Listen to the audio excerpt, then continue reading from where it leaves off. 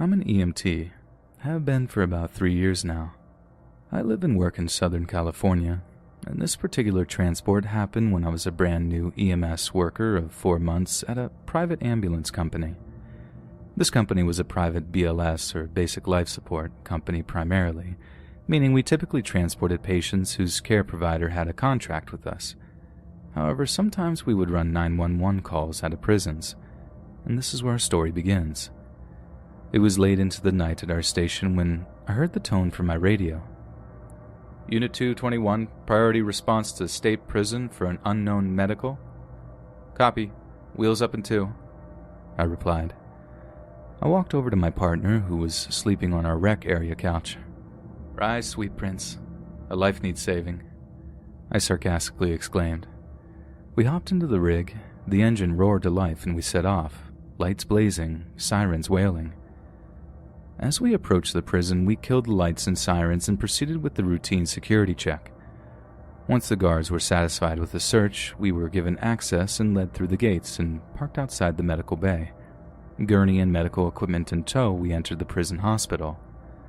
Now, because my partner was the patient person for the last call, I was going to be primary care provider for this patient. And although I had been a pretty new EMT, I had done a lot of prison transports in a small period of time. I've had inmates scream at me, try to bribe me, and yes, even try to kill me. So as you can imagine, I really wasn't looking for fight night on Unit 221 at 4 in the morning. Regardless, I always prepared for the worst. We were escorted in by guards as usual and led into the main area of the hospital rooms, which were still fitted as cells. I was approached by a nurse, who gave me a sheet of paper with his information and most recent vitals. I began to ask for the turnover report and why this patient required transport, and where we were transporting to.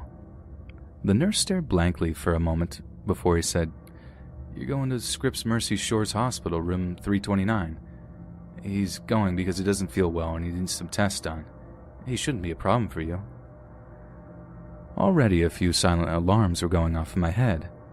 Scripps Mercy Shores is a rich people hospital. I have never heard of anyone other than someone wealthy going there, let alone a prisoner. Second, not feeling well and needs tests don't really paint me a great picture for why he needs to go and what I'll be dealing with. And finally, what does he shouldn't be a problem for you mean? If he's a violent inmate or even an at-risk patient, they'd normally just say so. Getting an actual report on this patient's health and medical condition was like getting blood from a stone. I decided to just relent and go ahead with the transport. The prison guards brought the shackled patient out to us. Another oddity, as every other time I go in and talk with them before getting them onto the gurney. Standing before me was a tall, rather frail-looking man of dark complexion. His eyes were red and sunken. His overall demeanor was a fearful one. He was constantly shivering. He looked terrible. I introduced myself and began my whole checklist of things to ask and address. We'll call him David. He answered all my questions with a small and quivering voice. When asked what the problem was tonight, he gave a quick and frightened glance towards the guards and the nurse. I don't feel well. His reply sounded forced and rehearsed. Abuse from the staff came to mind first, but I'd address that later. I decided to just go ahead and get this guy going, and I'd wrap everything up in the ambulance. Before loading him in, I asked him the same question I asked all inmate patients. Be straight with me, and I'll be straight with you. Are you going to cause problems once we get going? He quickly shook his head no, and we were off. When transporting prisoners, one guard accompanies in the ambulance and another follows in what's called a tail car. This is for everyone's safety and ensuring that if the patient tries anything, an official guard is there to address it. I was busy writing up my report when I realized that between the confusion of the call and the last hour, I had forgotten to get my own set of vitals. A rookie mistake. We were about halfway to our destination and the patient had remained silent this whole time. I told him I was going to take his vitals and instructed him to give me his arm so I could begin. He did so immediately, like he was trained to obey anything demanded of him, and did so with that haunting look of fear. I wrapped my blood pressure cuff around his arm, and that's when I felt him for the first time. His skin was ice cold, There wasn't even a slight warmth to his skin. I asked him if he'd like a blanket, but he declined. I continued with my evaluation. I inflated the cuff, pressed my stethoscope to his brachial artery, and listened for the pulse to come back to show me his blood pressure. It didn't come back. At first I thought my stethoscope was broken, so I grabbed a spare one. Same result. No pulse. I removed all my equipment and felt for a pulse myself. Nothing. I looked at him and asked if he was all right. He replied with a simple, quiet, "I'm okay, thank you." Caught off guard, I grabbed my pulse oximeter, which I used to find a heart rate and blood oxygen level, and put it on his finger. After a moment of the machine reading, the heart rate came back as 0, and the blood oxygen level came back as 0. My heart dropped. I took another set of vitals to see if I misread anything, but they all came back the same.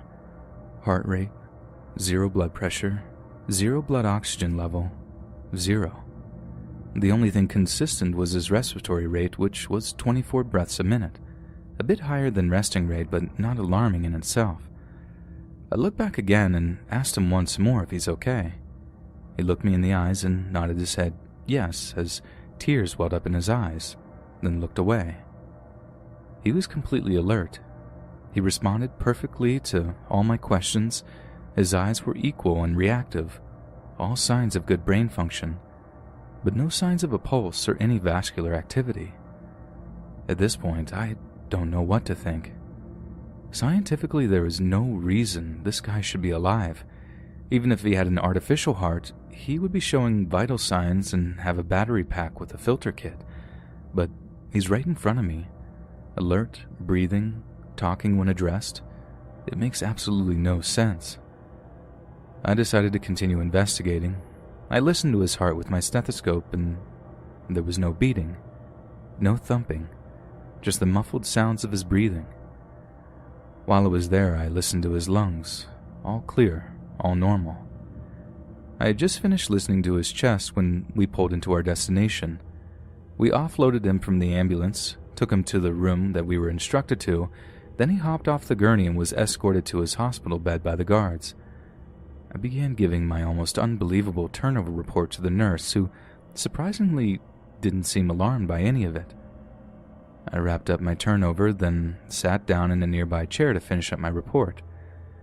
As I sat, typing away at my computer, I'm interrupted by the sound of a hospital gurney rolling down the hallway. It was accompanied by 4 people in surgical gowns who entered the inmate's room with said gurney. After a few minutes, the team in the surgical attire emerges from the room, inmate strapped down to the gurney with restraints, audibly crying, and wheeling him down the hallway and around the corner. And this was the last I saw of him. I told my partner once we were back in the ambulance, but he didn't believe me at first, which I can understand. I joke around a lot, but with the look I gave him, he knew I wasn't kidding.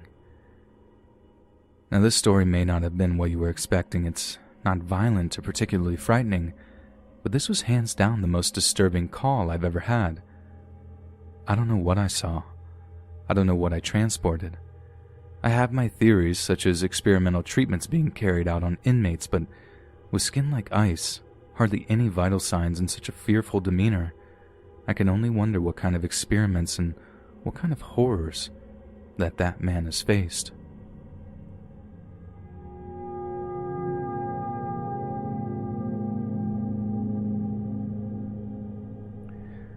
So my dad grew up in a small town called Lubango in southwestern Angola. He was born in 1961 and as a child spent most of his time in the dry open land, playing with friends and hunting with his father. Now this story takes place on the 29th of December 1983 when my dad was 22 years old. At this point in life he was working for a petrol company, driving a petrol tanker around the town to various petrol stations. Now this day started as any other, usual pickups here and there. At one particular station, however, he parked the tanker and headed inside the station for the newspaper and a possible cigarette if he was lucky.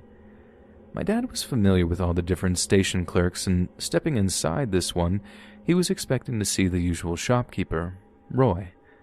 But there was no one running the till. My dad assumed he was in the toilet cubicle, so he went to grab a paper.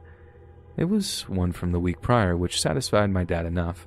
Living in Lumbango during the Civil War, it was incredibly rare to actually get a newspaper even close to the correct date. My dad was no stranger to the Civil War raging in his country, but he tried to avoid conversation about it as it just made him upset. Unfortunately, this was borderline impossible, considering it was the only excitement the old men in the town experienced. Anyway, upon reading the headline on the newspaper, "South Africa Troops Retreat After Devastating Attack," my dad placed the newspaper where it previously lay and scanned the desk for cigarettes. He spotted some rolling paper laid out across the desk with a sprinkle of tobacco sat inside. My dad figured that Roy had started to roll a cigarette when something else had come up. He decided to wait for Roy to come back while he flicked through the collection of newspapers built up on the desk. After 10 long minutes, my dad decided to carry on with his job and just believed Roy had gone on a long walk or something. He was walking to his tanker as the sound of plane propellers filled the sky. This wasn't unseen, but it was rather unusual in Lumbango. So my father decided to lean against the cab of his big rig and watch the plane soar by. My dad was so sad to see the juxtaposition of those destructive army planes with the backdrop of the beautiful Angolan sky. The planes were flying low over the Lumbango military base, and my dad concluded that they were 2 planes landing in the base after a battle of some sorts. My dad's wondrous expression turned to curiosity as he saw 2 small black dots drop from the bottom of the planes. As the dots fell, my dad's face turned to dread as he watched the 2 planes fly far away. A loud explosion rattled his ears, and he fell to the ground in shock. He looked at the fire cloud that surrounded the military base and watched as it crumbled and burnt. He lay watching for half an hour as chaos ensued in and around his hometown. That moment was the day Lumbango fell. Weeks later, they found Roy's body. It had turned out he had gone on a walk and was found by 2 South African soldiers who interrogated him on the spot. He attempted to escape and retaliate and was shot dead in the process. This was a planned attack by the South African Army called Operation Clinker, and it can be found on the internet, although sadly little information is written about it.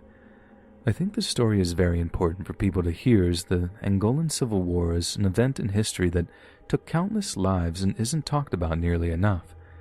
I believe people need to be educated on this historical landmark.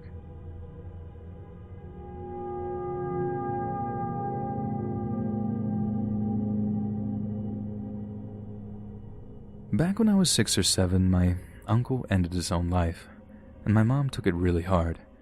She had a drinking problem before this, but she became a full-blown alcoholic after.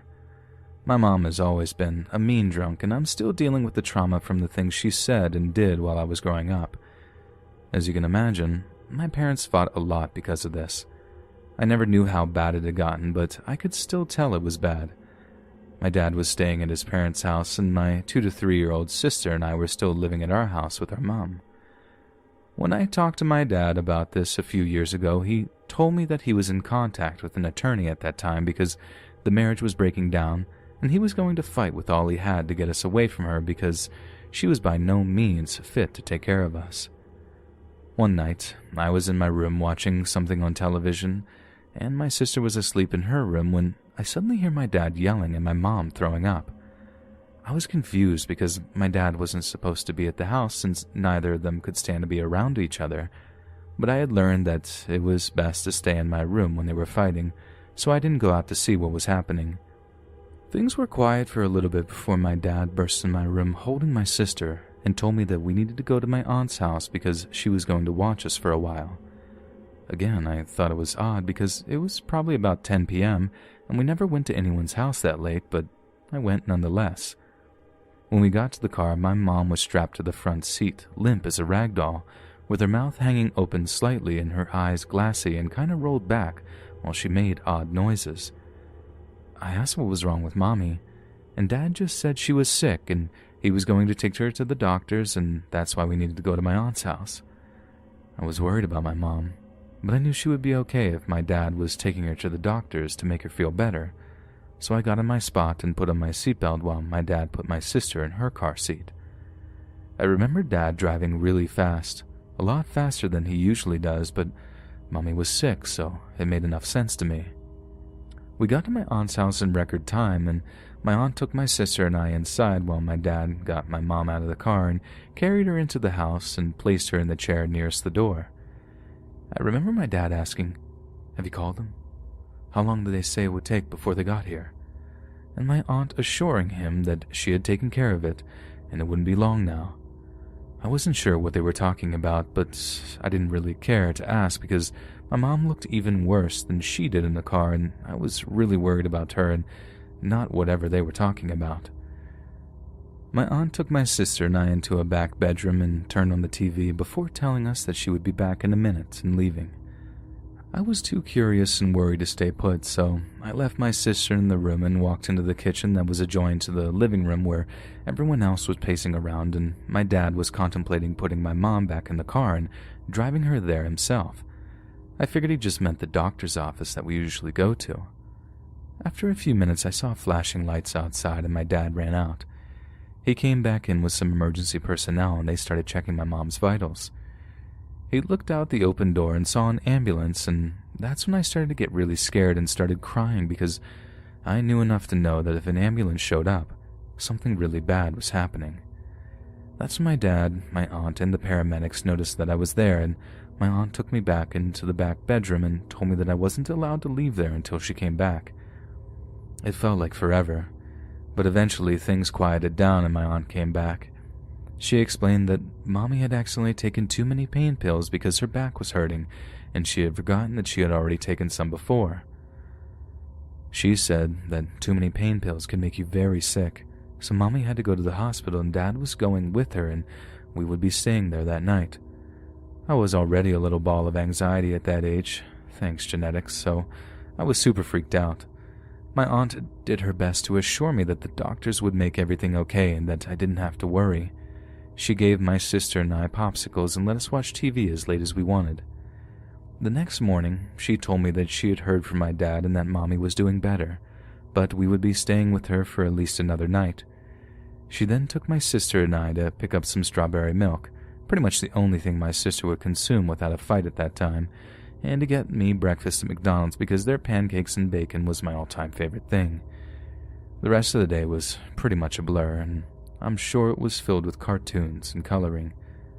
The next day was a Monday, but I didn't have to go to school like I normally would have, and my dad came and picked us up in the afternoon. Mom was home when we got there, and Dad started staying at the house again. Everything just kind of went back to normal after that, except Mom would only drink on the weekends from then on. She'd still get drunk, but there were fewer arguments because she would stay down on the couch those nights and my dad would be in their room with the doors locked. No one ever brought up the incident again, but it stuck with me ever since. In my late teens, I was eating dinner with my dad at some fast food place because Mom and my sister were doing something else, and I finally brought it up. I said, "Hey, remember that time when I was 6 or 7 and Mom accidentally took too many pain pills?" He stopped eating and went a little pale before answering in the affirmative. I said, "It wasn't an accident, huh?" He sighed and said that he had really hoped that I had forgotten about that since I was so young and didn't know what was going on, but then confirmed my suspicion.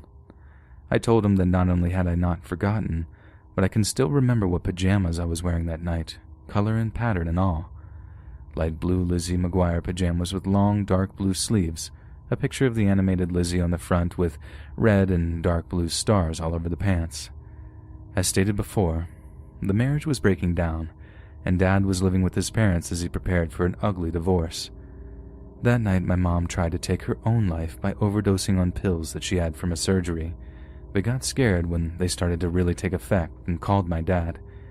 He flew over to the house as fast as he could and started yelling at my mom for doing something like this while he held her hair back as she vomited up as many of the pills as she could.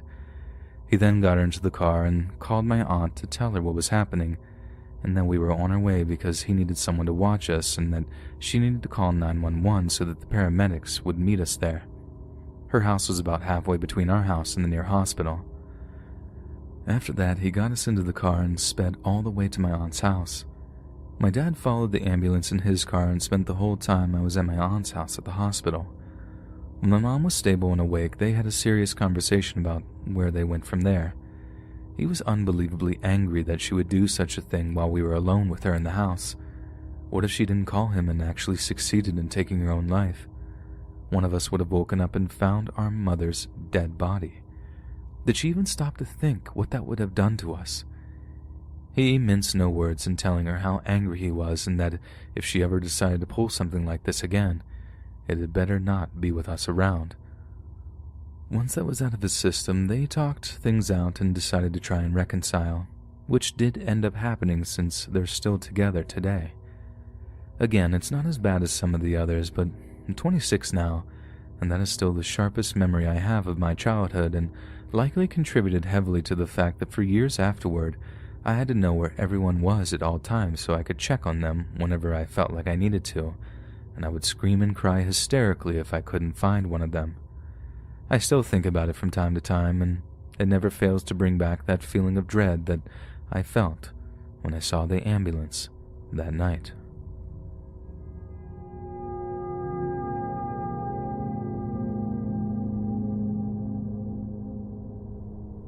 So I'm a 21-year-old male, and this experience happened last summer while I was on vacation at Myrtle Beach with my family. We were staying in a resort right on the beach, and we're on the 13th or 14th floor in a sort of timeshare. One night I was feeling restless and having a hard time falling asleep, and at around 3 a.m., I decided to go out on the balcony to get some air. I stepped out and was stunned as there was a full moon, and the moonlight on the water was really beautiful. The beach was completely empty as far as I could see, and I had never seen it like that before. I decided that since I wasn't able to sleep, I might as well head down, take a stroll, and listen to some music to relax. Hopefully when I returned, I'd be able to get some sleep. It was really unsafe and dumb of me, but since it was 3 a.m. and the rest of my family was asleep, I decided to just head down without letting any of them know I was going, as I thought I would just go and chill there for about 10 to 15 minutes, then come right back up. So at the base of the timeshare we were at, there was an area with a pool, an outdoor bar, and then 2 boardwalks separated by about 100 feet, which both led to the beach. On the sides of the boardwalks, there were swaths of tall grass separating the ocean and the resort. When I got down to the base, the entire area was completely deserted, and I started walking down the boardwalk on the right towards the beach. As I'm walking down, I suddenly see someone approaching me from the beach, which was strange because I had a pretty clear view of the same area from the balcony just before and had literally seen no one. I start to get a bit nervous as I see this figure approach, and as I get closer, I see it as a man, maybe in his late 30s, who has a backpack on and is wearing glasses with large square lenses. As he gets closer, I get a clearer look at him as the boardwalk is sort of illuminated by lights from the outdoor bar. He looks very on edge and alert, almost like he's trying to find someone who's trying to meet him in this area, and his clothes are somewhat tattered. We made eye contact, and I sort of nod at him and pass. At this point, I'm creeped out, because honest to God, he had a sort of Jeffrey Dahmer look, if he was the glasses, and he just didn't seem like he actually belonged to the timeshare. I shake it off and keep walking down the beach and put my headphones in. As I get down to the beach, I turn right and start walking parallel to the water, and I'm just taking in the scenery. I'm barefoot and decided to be nice to walk just along the shoreline, so I move closer to the water and continue walking. I'm walking for no longer than a minute before I get a really strange feeling that something is wrong. I take off my headphones and turn around, and I see a dark figure that is trailing me just upshore. He is situated in between me and the timeshare. I immediately can tell from the figure's height, body type, and demeanor that it is the same man I passed on the boardwalk. At this point, I'm starting to panic, as every story from Let's Read is rushing to my head. At the same time, I'm trying to rationalize, as it feels too surreal that I may actually be in a dangerous situation, so I remind myself it could just be a coincidence, and the man decided he also wanted to take a walk on the beach, and just happened to be headed in the same direction as me. So I take some breaths and turn my head back to the ocean and continue walking in the same direction. After a couple of seconds, I turn my head back again, and seeing that now, he is much closer to me, and is not walking parallel to me, but is definitely actually walking towards me. I picked up my walking speed now and turned my head back around and see he's matching my faster pace and is still walking towards me and the water. Still, for some reason, I think, okay, maybe he also wants to walk by the water. There's no way I'm actually being followed by a creepy man on a deserted beach. So at this point, to truly test it, I do a 180 and completely change directions. And as I turn my head, I see him completely change directions with me and continue closing in distance, and he's power walking now. It suddenly hits me that I'm in a really bad situation, and I take off in a run along the water, and he starts running as well. He stays up shore of me so that if I try to run up towards the boardwalk, he will intercept me. I'm freaking out now and just keep running with no plan, but figured that since I'm 20 and sort of fit, I should probably be able to keep running along the water and outrun him, and then find some other exit off the beach and either call my family or head back to the timeshare on the road. So I keep running, but he's keeping up with me, and this goes on for what feels like 10 to 15 minutes. The scariest part of all of this, which I wouldn't have thought of, is it is completely dead silent. All I hear is my breath and feet on the sand, and when I turn, I only see his shadowy figure up shore keeping pace with me. Suddenly up ahead, in the sand, I see a small blue light and what looks like 4 people on the beach with a blanket. They are a bit up shore. I turn and look at the figure and bet even though they are up shore, I can beat him to these people, so I start sprinting towards them with the hopes of quickly telling them what's going on so we all can confront him. I really use up my energy sprinting towards them, and as I approach, my heart drops. What I see is 4 guys on a blanket, with 3 or 4 handles of hard liquor surrounding them. 3 of the handles are empty, and the 4th is about half empty. 3 of the guys are just completely passed out in the blankets, and the last is half sat up, obviously beyond drunk, with a sort of party hat on that has blue lights on it, and he's talking to himself. His eyes are half closed, and he doesn't even register me approaching him, even though now I'm no more than 5 feet away. I turn and see the figure has slowed down and is observing me, and then I see he makes sense of the group's state and suddenly starts sprinting at me. As he gets closer, the half-passed out guy's blue light illuminates him, and I can clearly see it's the same guy as before. I make eye contact with him, and I can see he's wide-eyed and looks almost manic and is barreling at me full sprint. At this point, I decided to do something decisive. It seemed like I had underestimated his fitness, and since I had just sprinted towards this group and exhausted myself, I was afraid that he might be able to catch up to me if we just continued running along the beach indefinitely, and then who knows what. So instead of turning around and running, I suddenly sprint towards him and to the right, which I don't think he was expecting at all. I catch him off balance and run past him, and I literally am full sprinting back to the timeshare without even looking back. Literally all the hairs on my neck were standing, and it felt like a dream where you're barely evading someone, but he's right about to catch you. The adrenaline was crazy, and I keep running and start to see the timeshare. I finally turn around to see how close he is, and I see him in the distance, maybe 400 to 500 feet away. He's lost a lot of distance on me. I don't waste any time and sprint up the boardwalk and towards the base of the timeshare. I jam the elevator buttons and leap in, and start mashing the closed door button as I'm gasping for air. The door closes and I hit the button for my floor, and when the elevator reaches, I literally sprint back to my room, open the door, enter, and then slam the door and double lock it. I'm breathing heavy and I drop to the floor and just sit there for a minute, not believing what just happened.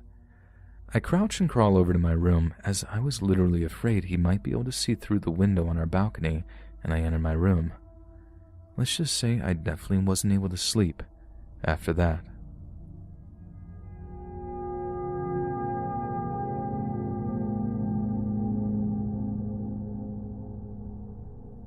I met a guy online and we lived pretty far away, so I felt way too comfortable getting close to him. I should have been more careful and wary about being friends with a stranger online, but I was short-sighted. We live in different countries. I live in the United States and he lives in Korea, so I felt fine getting close to him. When we first started talking, he was pretty reserved and a normal-seeming guy. Our friendship got weird though, because after a month or 2 of knowing each other, he came to a neighboring city of mine because he wanted to visit some family. It was weird because I noticed that he spent a lot of time in my city rather than his family's. Since my city is actually a city and his family's city was very rural, I ignored it and believed him when he said he was bored. I introduced him to my friends and family. He was bored, lonely, and having a hard time, so I felt bad for him. He got close to a lot of my friends, too close for me to feel comfortable, and he's still in contact with some of them. He was in our city for a few weeks before going home to Korea again. While he was there, he genuinely seemed like a normal guy. He was nice, funny, and made more friends in a few weeks of being here than I had for the years I've been here. He got home and called me every day. Around this time, quarantine started in both of our hometowns, so I assumed he was calling me often out of being lonely and bored. Since I too was lonely and bored, I kept up with his calls. He managed to make me feel like somehow even my best friends cared less about me because they didn't seem to want to talk to me. He made me feel more alone while still talking to me for hours a day. A few months into our friendship, I started to notice how superficial he was with me. He knew or knows so much about me, but he was very good at avoiding telling me anything about himself. He made a few comments, and I thought he was being abused or something. I thought he didn't tell me anything because of that, but he started becoming different to me, and I realized that maybe that's not the case. He started asking me questions like, if you had to choose between me and your dad, who would you choose? Or, what about between me and your dogs? I obviously chose my family because I had only known him for months. We were only friends anyway, it's not like he was my boyfriend or husband. I don't know why he was expecting a different response than the one I gave him. He also, around this time, started doing something that irritated me beyond measure. He began hooking up with random people he'd meet in bars and stuff, but after hooking up with them, he thought that they were loose and easy. I told him he was being a hypocrite because he was doing the same thing, but he told me that I was wrong because girls who hook up with people are such, and since he's a guy, it doesn't apply to him. After arguing for a while about this, I saw it wasn't going anywhere. I chose to ignore his immature attitude and assume that maybe there was a cultural or language-based barrier that prevented us from fully understanding what the other one was talking about. My strange interactions with him began to increase rapidly. He would always ask if I was around family, and if I was, he wanted me to move away from them when I talked to him. I thought this was very weird, as he's met my family, but I also was in quarantine and was lonely. I didn't want to risk losing a friend. I would go to my room whenever I wanted to talk to him. At this point in time, when I was talking to him, he would often interject saying things like, "Did I ask? Why would or should I care? Or shut up, I literally don't care." I told him I didn't like that, and he would always reply saying it was a joke, and he was that way with all of his friends. I was beginning to feel really uncomfortable and pathetic every time he called. It was stupid how much I let him get under my skin. He made comments about how well he knew me and that he knew so much about me. The worst part is that he wasn't wrong. Sometimes we were chatting for up to 8 hours a day. We were watching movies together over Zoom, discussing random things all the time, and he was sometimes even chatting with various members of my family and friends. At one point he got really brave. He started telling me in vivid details dreams that he had had about me. He made comments about imagining me on top of him, sitting on certain parts of his body, and him doing things to me in his dreams. I feel like I should say this so that it's a little bit clearer why this was weird for me. Even though I'm in my 20s, not saying how old for anonymity reasons, I've never had a boyfriend before. I never had my first kiss before. I'm a virgin. I felt dirty with him saying these things to me, so I expressed that with him, but I feel like that encouraged him. He seemed to enjoy me that way too much. Multiple times, he decided to go over his sort of intimate dreams he had for me. I felt like this was weird, but I've never been in a relationship like that before, so I started wondering if maybe I was wrong that behavior was weird. I called a friend who moved to a different state for college and asked her about it. She told me it was strange and I should cut things off. Deep down, I agreed with her, but I wasn't sure how to end it. He was really intertwined with my life. He was also one of the only people my age I had consistent contact with. I didn't want to lose the only person who was actually talking to me. I didn't want to be alone. So I moronically put up with all of his odd behaviors towards me. Whenever my phone rang and I saw his name, my stomach fell into the pit of my butt. My stomach would feel the same way it feels to smell vomit. I wasn't sure about how to process everything happening in our friendship. I was putting up with a lot, and I think I hit a point where I started feeling responsible. I put myself into this position, and if I leave, he has other means of access to me. I connected him to everyone in my life. I gave him easy access to me, and he knows everyone in my life. He knows my address, and he has friends connected to me through the school that I go to and the church that I attend. I did this to myself. I trapped myself here, and now I have to put up with it. I didn't cut him off and let things progress. He started asking me to send him pictures. He wanted to picture my face every day, and he wanted me to send him pictures of me in the shower and in the bath. Instead, I started sending him pictures of cute K-pop idols as a joking way to avoid his requests, and this made him angry. He would call me multiple times a day at ridiculously late hours, and if I didn't pick up his calls, he'd spam call me and message me. I started getting short with him and picking up calls asking, "What do you want?" or "Why are you calling me like 3 a.m.?" And he hated that. He said that he didn't like that I was becoming a meaner person. He said I was hurting his feelings, and I, again, dumbly felt bad and thought that maybe I really was the one in the wrong. I don't know when all of these things started happening, but he also began making awful comments when he was upset with me. He was wishing that I would be killed. He started asking creepy questions about my sister, who was a minor. He often made comments about my mouth and the things he wanted to do to it. I told him he wouldn't get my permission, and he said that he would do it without my permission. He asked more than once something along the lines of, "If I were to grab you and kiss you, and insert various public locations here, what would you do to me? Do you want to kiss me?" He would also tell me about how he wanted to hurt some of his innocent peers. He would beat up some of his classmates for entertainment without them previously doing anything to actually upset him. He claimed to just like hurting people.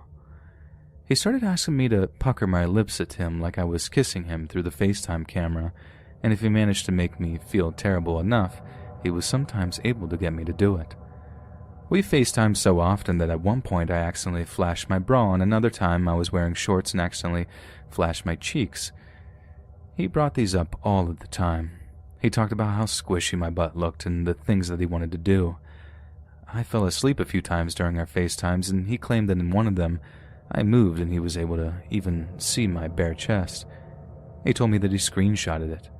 Even now, I don't know how many screenshots he actually has of me and whether or not he actually has a picture of that, but there's so much more, and I don't know how to organize a year's worth of this stuff in my head. I'm going abroad soon to a school near his house. He knows that I'm going there, and he knows when I will be arriving for and how long I'll be there. I'm paranoid. I finally briefly skimmed over a few incidents to my parents, and they convinced me to block him, and I'm scared of being murdered or worse once I get there. It's my dream to study abroad, and I want to work on my fluency in the language, but he threatened me more than once. He's a fighter for fun. He loves violence. But now I'm stuck with the consequences of making friends with a stranger online. I'm not sure what to do. I bought a keychain that doubles as a self-protection stick. I've considered cutting off all of my hair and dyeing it, wearing a hat, mask, and sunglasses every time I'm out, and even wearing tons of clothes, hiding in crowds, and never going anywhere by myself while I'm there. But I'm not sure what to do. What do you do in this situation? How do I, a short, unathletic, and somewhat naive girl, manage to avoid and/or get away from a guy who believes he's entitled to my time? How do I stay safe when he, a tall, athletic, and violent guy, knows so much about me, possibly has photos of me, and will be living next door to my campus? If you have any advice for me, please let me know. I'm planning on posting these on a few subreddits because I'm hoping for some input from various communities. I'm not paying for therapy, but instead I'm asking for advice. Does anyone have advice on how I should handle this situation?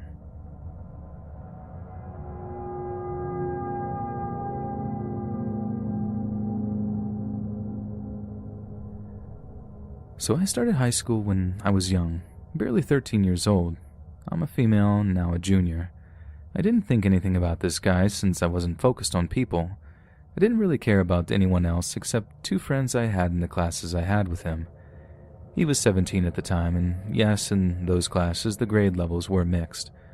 Nothing ever stuck out to me as odd about him, since I rarely paid attention to him, until one day in biology I looked up from my paper and saw him taking pictures of me. I was creeped out, but didn't say anything in case I was wrong. Then days later he found my Instagram and kept texting me, which I obviously never responded to, and if I had to, I would be very dry and just leave him on scene.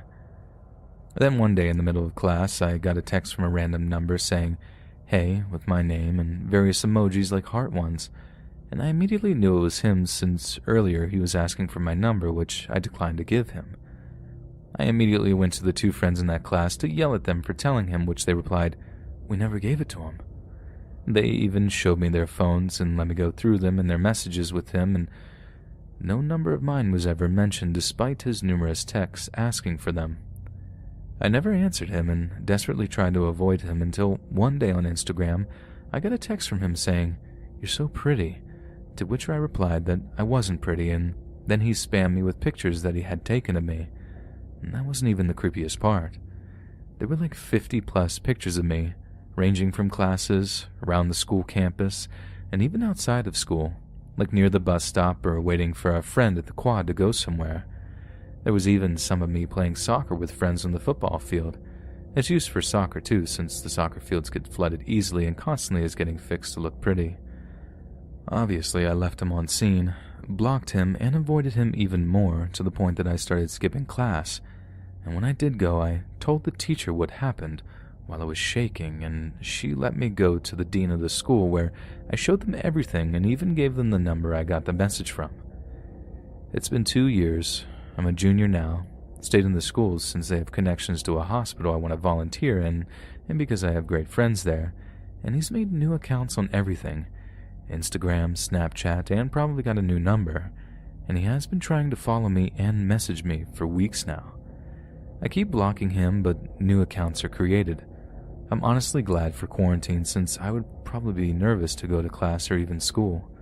It's also worth mentioning that it's still not known how he got my number, as the only two people who had it never gave it to him, and I'm 100% sure that he was following me around school, even after I told the dean.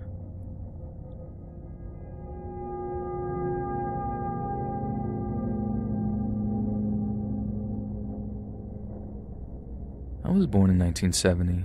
I'm a male. For as long as I can remember, I've seen the same woman, always at a distance. Let me explain. When I'm in a moving vehicle, I'll see her on the street. If I'm walking down the street, she'll be on the other side of the street. I've seen her through restaurants and shop windows. I was passing under a bridge, and she was on the bridge. She never ages. She looks exactly the same now as she did when I was little. And whenever I see her, she looks right at me and smiles. It's kind of a sad smile, like there's always something she wants to say but can't. My earliest memory of her was when I was around 4 or 5 years old. I was riding in the car with my oldest sister driving. I remember looking out the window and the lady was standing on the corner. We looked at each other and she smiled that sad smile, and I remember saying that to my sister, "That lady looks sad." My sister looked over and said she didn't see anybody, which didn't make sense to me because she was standing right there and she was the only one there. I chalked it up to my sister messing with me. After starting elementary school, I would see her from time to time outside the windows, and as always, she would look at me and smile that same sad smile. Over the years, I've estimated her age to be early 20s. Her hair is long and brown and her eyes are blue, the same as mine. She's always wearing a dress of some kind. They've been various colors over the years, but always like a light summer dress, nothing that would identify her to any particular place and time, and it's always either spring or summer when she appears to me. As I got older, I quit trying to point her out to people because nobody ever saw her, the only exception being a friend's toddler who I was minding while her mother was in the bank. We were sitting on the hood of my car drinking juice boxes and talking about whatever interests a 3-year-old. I looked up and the lady was on the other side of the street. There were cars going each way, but the only people around was the 3 of us. I looked at her, she smiled and for the first time, waved. Before I could wave back, my friend's daughter waved at her. I asked if she saw the lady, and she giggled and said yes, and said she wanted a flowery dress like hers. I looked back at the lady, but just then my friend came out of the bank, distracting me. When I looked up again, she was gone. The toddler's grown now and has no memory of that day, as would be expected. When I was a punk teenager, I decided that the next time I saw her, I was going to approach her and find out what her story was. The only thing was, I never knew when I would see her. There was no rhyme or reason or pattern to it that I could see, and I got my opportunity 2 weeks before my 18th birthday. I was driving somewhere and I saw her standing next to a party store. I quickly pulled into the parking lot and jumped out of the car, keeping my eye on her. When I almost got hit by another car, I took my eyes off of her for a millisecond, and she was gone. I tried numerous other times with the same result. I finally accepted that it was never going to happen. She's never given me a malicious vibe or a beneficial vibe. She's just there, smiling that sad smile. I've tried calling out to her, but as you'd expect, there's never an answer. I'm 50 now, and I still see her from time to time. She's still in her early 20s. I drive trucks long distance, and I've seen her all over the country. A friend of mine who's into spiritualism says that she could be someone who's connected to me somehow. I have no idea how. I'm hoping when my time on Earth is through, I'll get to talk to her and find out who she is. It's weird that I only see her in spring or summer. Maybe that has something to do with it. I don't know. I do find comfort in seeing her. It's hard to explain, but if she ever stopped appearing to me, I believe that I would grieve. Seeing her, even though we never speak, and she only ever waved once, gives me a good feeling. I would like to know what the story is behind that sad smile.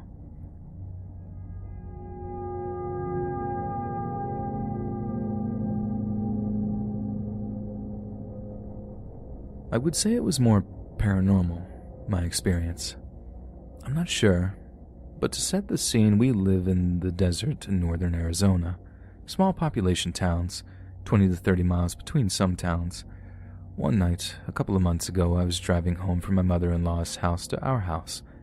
It's a 35 to 40-minute drive through the desert. It was late, and it was just my newborn baby and I. My husband works late, and I was at his mom's house, so I wasn't alone all day. To get home, you have to drive through about 20 minutes of Indian reservation. The only thing between the town she lives in and our town was a tiny gas station that is closed after 7 p.m. This was in August, so the sun isn't setting till 9:30 or so. So it had to have been about 10 or 11 because it was pitch black out. I remember passing the station, and I vividly remember checking the gas price on the large illuminated sign the gas stations have, because gas is usually cheaper there, and because it is on the reservation, they don't charge taxes. The large chevron sign shone bright in the pitch black, but the prices were not lit. It didn't seem weird to me because the gas station has been closed for a few months due to the epidemic, but you could still get gas at the pump with your card. I remember checking my rear view to see if the prices were listed on the opposite side. They weren't. No biggie. I had plenty of gas and just wanted to check. So I get about half a mile past the station and see a bright light in the distance. This is a long stretch of desert road where you can see forever in front of you and forever behind you because there are not many turns in the road. I thought it was odd because there is nothing but desert and tall red cliffs to the north where I saw the light. Maybe it was just a vehicle on one of the old dirt roads. As I approached it, I was entirely confused. It was the gas station. Again. What in God's name? I thought as I passed the station for a second time. I chalked it up to me being sleep-deprived because I had just had a baby and wasn't getting much sleep.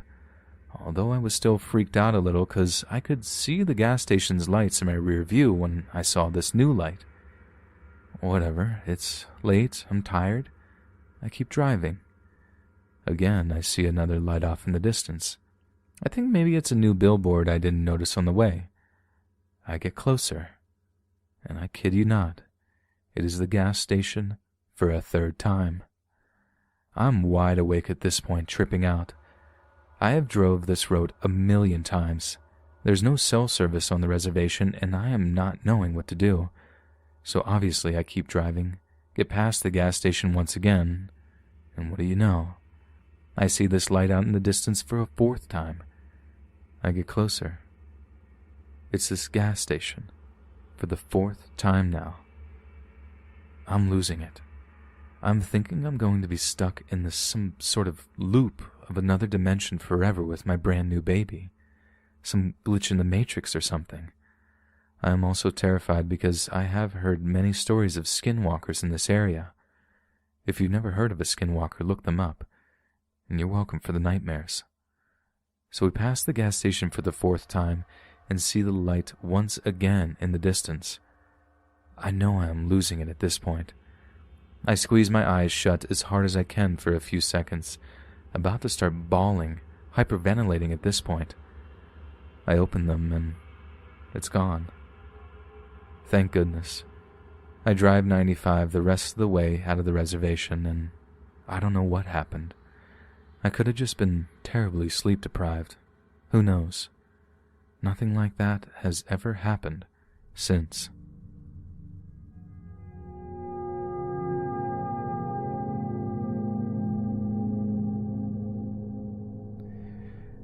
I live in Albuquerque, New Mexico, and one of our biggest annual events here, pre-pandemic, is the Balloon Fiesta.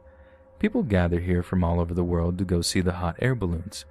It can be fun and exciting, but I feel like my childhood experience soured me against the whole thing, and you'll soon know why. Back in October 1991, I was 9, almost 10 years old. My mom and I were going to the Balloon Fiesta with her flaky and free-spirited friend. The friend said she had invited a couple that she had met recently. They were from Mexico and didn't speak much English, if any. I don't remember. But anyway, I don't remember many specifics, as this happened nearly 30 years ago. What I do remember, however, was getting seriously bad vibes from this couple and telling my mom, "I don't like these people, Mommy." I'm sure my mom probably brushed me off as being a silly child, as she usually did. And what we later found out is why I've learned to always follow my intuition. It was a little while later. I couldn't say if it was a couple of weeks or months, but that couple I didn't like had kidnapped and murdered a teenage girl that went to high school with my sister. The couple ended up hanging themselves while in jail awaiting trial. I recently verified the story to make sure I didn't dream it up or something. I googled what I remembered the girl's name to be and found at least one newspaper article about it. Her name was Yolanda Medina, and she lost her life way too soon because of 2 sick monsters. Hey friends, thanks for listening. Click that notification bell to be alerted of all future narrations. If you got a story, be sure to submit them to my subreddit, r/Let'sReadOfficial, and give and receive feedback from the community, and maybe even hear your story featured on the next video. And join my Discord to interact with me and other listeners directly. And if you want to support me even more, grab early access to all future narrations for just $1 a month on Patreon, and maybe even pick up some Let's Read merch on Spreadshirt. And check out the Let's Read podcast, where you can hear all these stories in long compilation form and save huge on data, located anywhere you listen to podcasts. Links in the bio. Thanks so much, friends. And remember, it's raw!